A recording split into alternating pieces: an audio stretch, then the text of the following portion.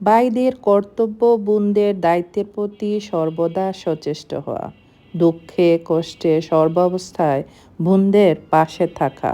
বিশেষভাবে বাবার অপারগতা বা তার অবর্তমানে বোনের লালন পালন উপযুক্ত পাত্র দেখে বিয়ে দেওয়া ভাইয়ের দায়িত্ব। বুখারী হাদিস 5130-এ বলা আছে।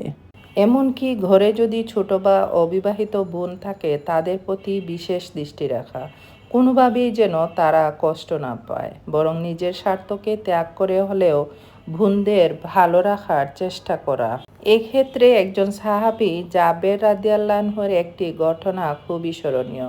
তিনি বলেন, আল্লাহ রাসূল আমাকে জিজ্ঞেস করলেন, হে জাবের, তুমি বিয়ে করেছ কি? আমি উত্তরে বললাম, হ্যাঁ, আমি বিয়ে করেছি।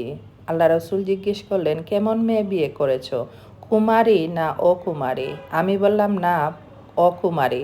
আল্লাহ রাসূল বললেন, কেন কুমারী মেয়েকে বিয়ে করলে না? সে তো তোমার সঙ্গে আমোদ ফুর্তি করত।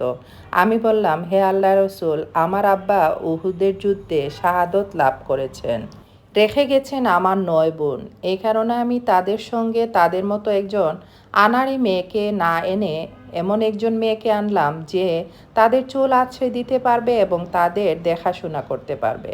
আল্লাহ রসুল তখন বললেন, ঠিক করেছ। বুখারী হাদিস 4052। তাই দুনিয়া ও আখেরাতের সৌভাগ্যবান ও সফল হতে চাইলে আত্মীয়তার রক্ষা, বিশেষভাবে বোনদের হক ও মর্যাদা রক্ষার কোনো বিকল্প নেই।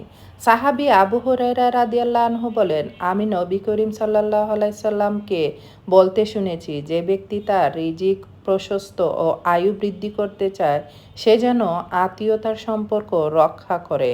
বুখারী হাদিস 5982। আল্লাহ তাআলা আমাদের সকল ভাই বোনদের মর্যাদা রক্ষা করার